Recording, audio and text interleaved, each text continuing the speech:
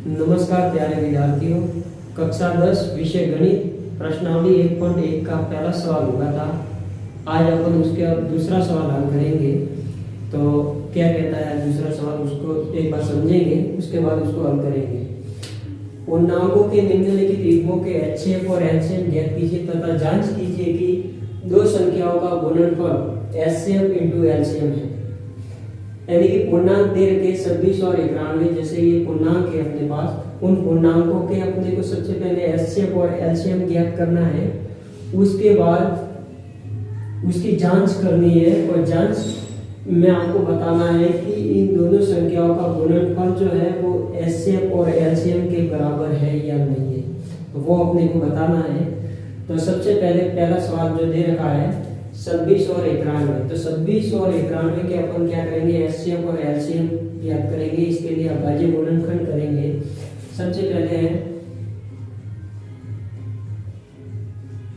26 के अभाज्य गुणनखंड निकालेंगे। तो सबसे पहले यहाँ पे 26 में 2 का भाग देंगे, 13 दूनी 26, फिर 13 दूनी 26, इसमें 13 का भाग 13 में 1 बार जाएगा, यानी कि सिर्फ 13 का भाग जाएगा। इसके बाद है 91, तो 91 में भी वापस भाग देंगे। इसमें देखो इकाई का अंक 1 है, इसका मतलब 2 का भाग भी नहीं जाएगा, 9 और 1 10, 3 का भी नहीं जाएगा, फिर 5 का भी नहीं जाएगा, डायरेक्ट देंगे 7 का, हो जाएगा 13 सत्ते 91, 13 सत्ते 91, फिर 13 एकम 13। ठीक है। अब इसके अभाज्य गुणनखंड करेंगे। 26 के पहले अपन लिखेंगे 2 इंटू 13, 91 के लिखेंगे 7 इंटू 13। अब इसका करेंगे HCF ज्ञात। HCF में वो संख्या लेंगे जो दोनों में कॉमन है। तो अब दोनों में कॉमन क्या आ रहा है, 13, मतलब ये 13 जो है वो दोनों के अंदर उभयनिष्ठ है 13, तो 13 जो है वो इसका है क्या है, HCF। अब क्या करेंगे LCM। LCM में पहले तो कॉमन वाली संख्या कौन सी है, 13 इंटू, अब कॉमन के अलावा जो संख्या है वो भी अपन लेंगे। तो एक तो 2 भी आएगा और 7 भी आएगा, तो 2 भी आएगा और 7 भी आएगा। अब करेंगे उनका गुणा, 7 दूनी 14, 14 का गुणा 13 से करेंगे तो आ जाएगा आपका 182। तो LCM कितना आ जाएगा, 182। अब क्या करेंगे, इसकी जांच करने के लिए क्या करेंगे, पहली संख्या इंटू दूसरी संख्या बराबर में, यानी कि इन दोनों का गुणनखंड LCM और HCF के क्या होना चाहिए, बराबर। तो पहली संख्या इंटू दूसरी संख्या है बराबर LCM इंटू HCF। पहली संख्या अपने पास कितनी थी, 26, और दूसरी संख्या कितनी है, 91। तो 26 इंटू 91 बराबर LCM कितना आ गया, 182 इंटू HCF कितना है अपने पास, 13। इसको करेंगे हल,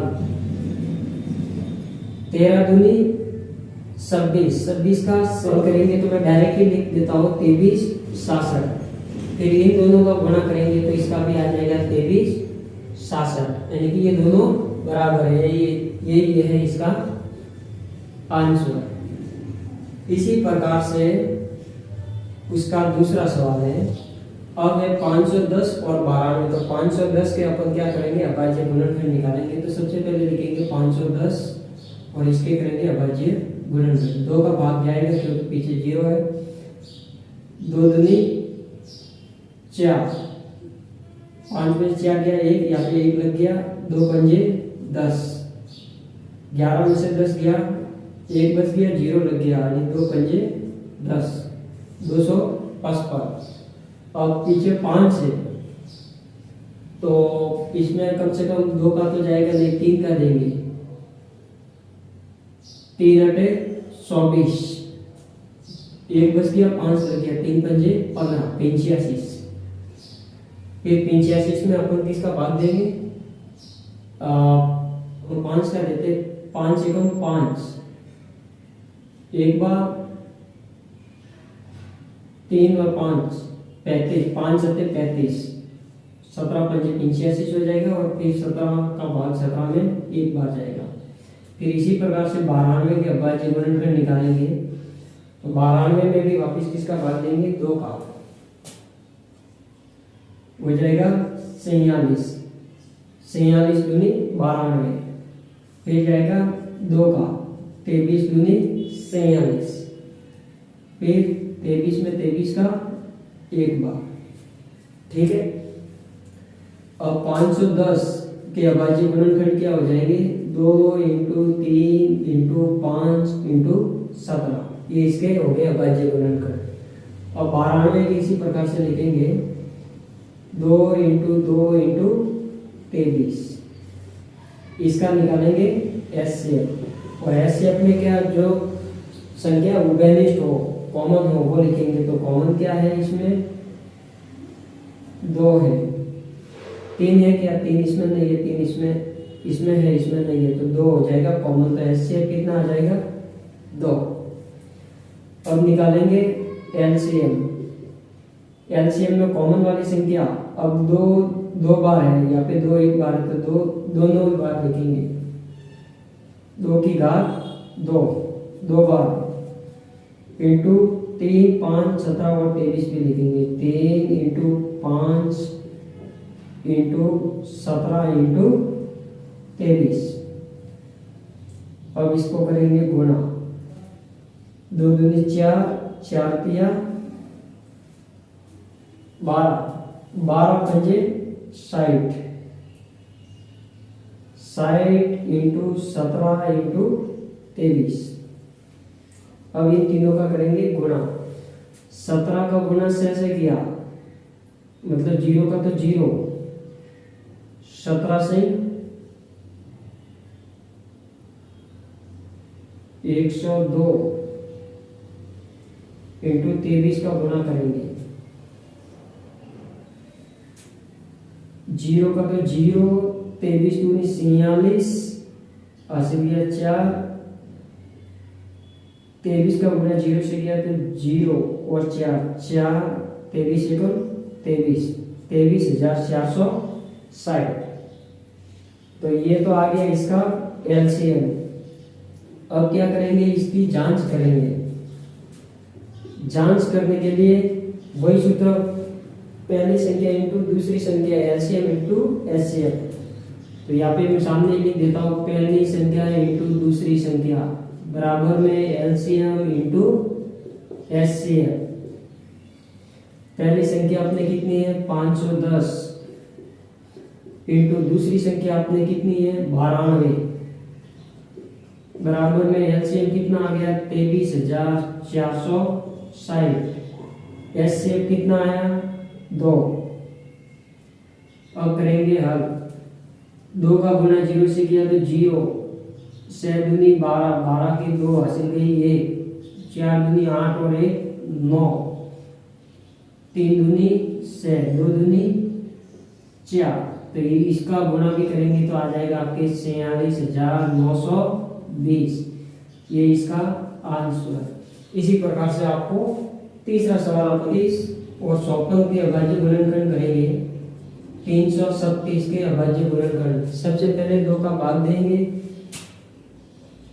2 एकम 2, 1, फिर 3 में से 2 गया 1, 13 हो गया, 2 पंजे 10, 2 सिंह 12 हो जाएगा। और फिर 13 में से 12 गया 1,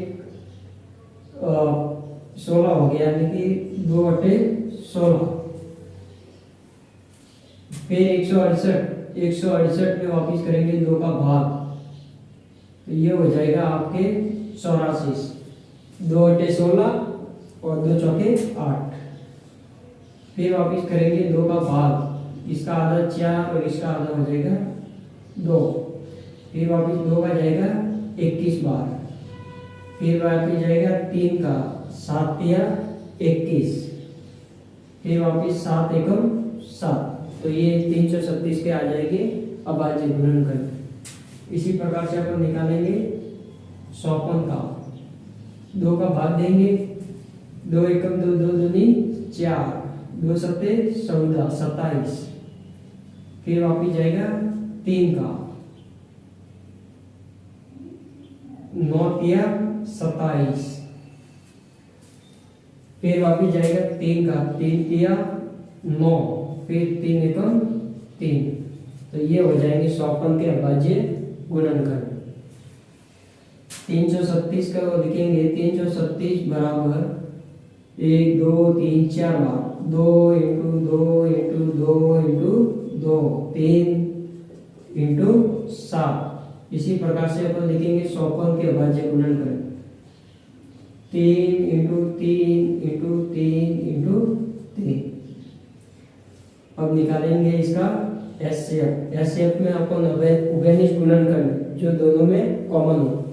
तो देखो दोनों में कॉमन क्या है, या फिर 2 भी है,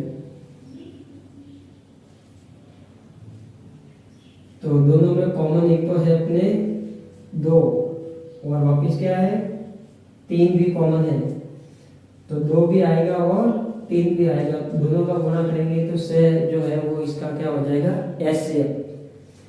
अब ज्ञात करेंगे एलसीएम। एलसीएम में जो उभयनिष्ठ हो लेकिन कितनी बार आया वो भी लिखेंगे। तो देखो 2 कितनी बार है 1 2 3 4 बार, तो 2 की घात 4 इंटू 3 कितनी बार है 1 2 3 बार, तो 3 की घात 3 इंटू अब दोनों के कॉमन के अलावा जो संख्या है वो भी लिखेंगे। कॉमन के अलावा कितना है 7। देखो 2 दूनी 4, 4 दूनी 8, 8 दूनी 16, ये तो हो जाएगा 16। और ये 3 तिया 9, 9 तिया 27, 16 इंटू 27 और फिर गुणा करेंगे 7 का तो हो जाएगा 3024। ठीक है। अब इसकी करेंगे जांच। जांच में अपन क्या करते हैं पहली संख्या इंटू दूसरी संख्या बराबर में एलसीएम इंटू एचसीएम। इस प्रकार से पहली संख्या इंटू दूसरी संख्या और फिर एचसीएफ और एलसीएम का गुणा करेंगे। पहली संख्या तो थी अपने पास 336 और दूसरी संख्या थी अपने पास 54 बराबर में एलसीएम। एलसीएम कितना आ गया था अपना 3024, एचसीएफ कितना है 6। इसको करेंगे हल 600 के 24 का 4 से गई 2, 6 दूनी 12, 12 13 14, 14 का 4 से गया 1, 6 का गुणा 0 से किया तो 0 यानी कि 1 हासिल का 6 तिया 18, 18,144, तो इधर भी आ जाएगा 18,144। गुणा करके आप देख लेना दोनों में सेम आएगा।